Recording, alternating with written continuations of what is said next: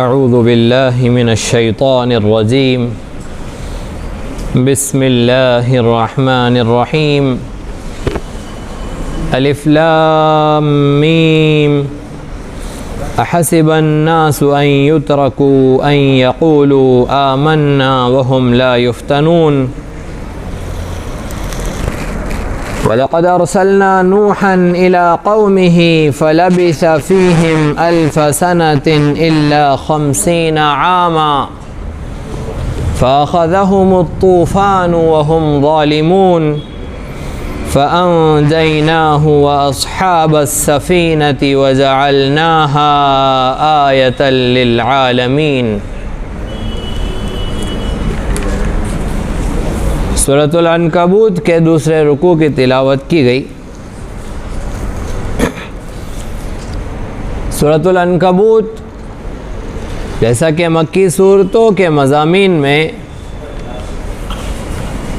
ماضی کے واقعات انبیاء علیہم السلام کی سیرت و تاریخ کی روشنی میں بیان کیے جاتے ہیں، اور عام طور پر رسالت کے مضامین حضرت نوح علیہ السلام کے تذکرے سے شروع ہوتے ہیں۔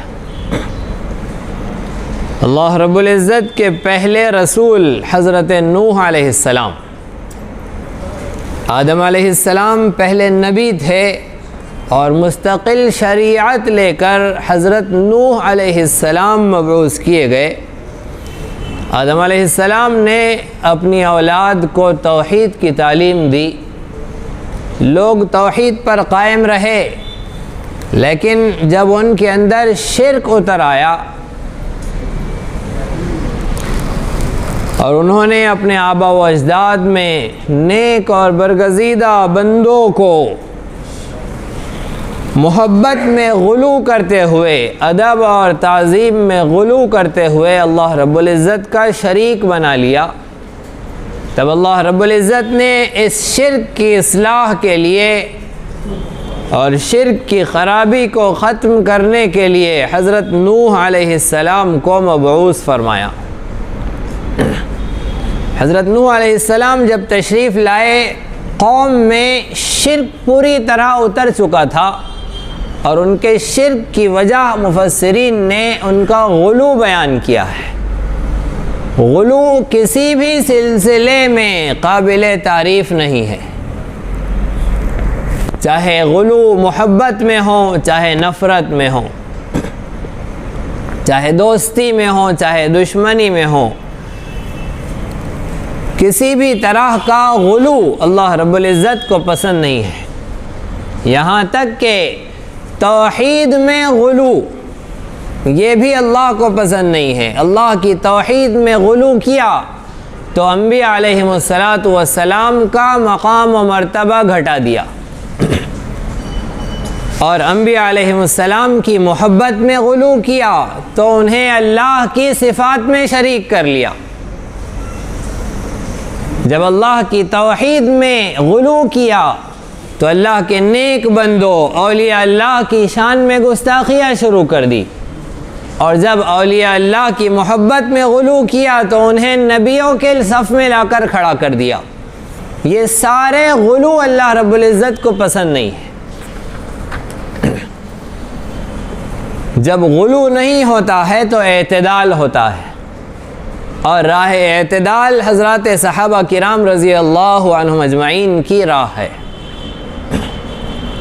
صحابہ کا نام لینے والے شرک سے جب برات کا اعلان کرتے ہیں اور توحید میں غلو کر جاتے ہیں تو پھر انبیاء علیہم السلام کے مرتبے کو گھٹا دیتے ہیں۔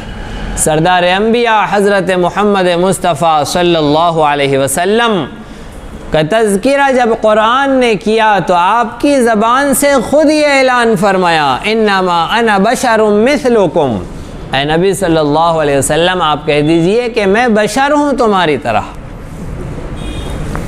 تو یہ تو آپ کی زبان سے خود کہلوایا ہے کہ میں بشر ہوں۔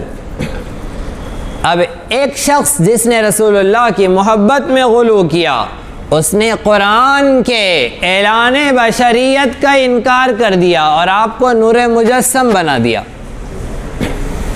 اور ایک وہ جس نے اللہ کی توحید میں غلو کیا، تو رسول اکرم صلی اللہ علیہ وسلم کو عام انسانوں جیسا بشر بنا دیا۔ رسول اکرم صلی اللہ علیہ وسلم انسانوں میں سے انسان ہے، انسانوں جیسے انسان نہیں ہے۔ انسانوں میں سے انسان ضرور ہے آپ، لیکن انسانوں جیسے انسان نہیں ہے۔ صاف طور پر رسول اکرم صلی اللہ علیہ وسلم سے متعلق اس عقیدے کو سمجھ لینا چاہیے کہ آپ انسانوں میں سے انسان ہیں، جیسے آب زمزم پانیوں میں سے پانی ہے، پانیوں جیسا پانی نہیں ہے۔ حجر اسود پتھروں میں سے پتھر ہے، پتھروں جیسا پتھر نہیں ہے۔ رسول اکرم صلی اللہ علیہ وسلم انسانوں میں سے انسان ہے، انسانوں جیسے انسان نہیں ہے۔ مثالیں کیسی ہے؟ مسئلہ سمجھیے۔ رسول اکرم صلی اللہ علیہ وسلم انسانوں میں سے انسان ہے، اس لیے آپ سوتے ہیں، لیکن انسانوں جیسے انسان نہیں ہے، اس لیے سو کر بھی آپ کا وضو نہیں ٹوٹتا۔ آپ کا جسم، آپ کی آنکھیں سوتی ہے، آپ کا دل نہیں سوتا۔ یہ خود رسول اکرم صلی اللہ علیہ وسلم کا اعلان ہے، یا عائشہ تنام عینای ولا ینام قلبی، اے عائشہ میری آنکھیں سوتی ہے، میرا دل نہیں سوتا۔ وہ مسئلہ یاد کیجئے جس وقت رسول اکرم صلی اللہ علیہ وسلم نماز تہجد کے بعد آرام فرما کر، ایسے آرام فرما کر کہ آپ کی آنکھ لگ گئی اور آپ کی سانس آواز کے ساتھ چلنے لگی، آپ جیسے ہی فجر کا وقت ہوا بیدار ہوئے اور سیدھے مصلی پر چلے گئے۔ حضرت عائشہ رضی اللہ عنہا نے پوچھا، اللہ کے نبی صلی اللہ علیہ وسلم وضو کا حکم بدل گیا ہے یا آپ بھول گئے ہیں؟ اب سے بغیر وضو کے بھی نماز پڑھی جا سکتی ہے، کوئی ایسا مسئلہ آ گیا یا آپ بھول گئے؟ پیارے آقا نے فرمایا کہ نہ میں بھولا نہ حکم بدلا، میں نہیں بھولا، وضو کا حکم باقی ہے، حکم بھی نہیں بدلا، اور میں بھولا بھی نہیں، میری آنکھیں سوتی ہے، میرا دل جاگتا ہے۔ آپ انسانوں میں سے انسان ہیں اس لیے سوئے، انسانوں جیسے انسان نہیں ہیں اس لیے آپ کا وضو نہیں ٹوٹا۔ آپ چلتے ہیں اس لیے کہ آپ انسانوں میں سے انسان ہیں، لیکن آپ کا سایہ زمین پر نہیں پڑتا ہے اس لیے کہ آپ انسانوں جیسے انسان نہیں ہیں۔ پیارے آقا جب چلتے تھے تو آپ کا سایہ زمین پر نہیں پڑتا تھا۔ آپ انسانوں میں سے انسان ہیں اس لیے آپ بات کرتے ہیں، لیکن آپ کے دانتوں سے نور کی کرنیں پھوٹتی ہے، ہم بات کرتے ہیں ہمارے منہ سے تھوک نکلتا ہے۔ غرض یہ کہ اور بھی کئی مثالیں رسول اکرم صلی اللہ علیہ وسلم کے ذکر میں بیان کی جا سکتی ہے۔ ساری حیات مبارکہ رسول اکرم صلی اللہ علیہ وسلم کی ان خصوصیات سے بھری ہوئی ہے۔ غرض یہ کہ راہ اعتدال ہونی چاہیے ہر معاملے میں۔ اسی طرح دینی، علمی، اصلاحی اور تاریخی دروس و بیانات سے استفادے کے لیے آپ کے اس چینل کو لائک، شیئر اور سبسکرائب کریں۔ یہ نغمہ حور جنت ہے، یہ ساز تم کو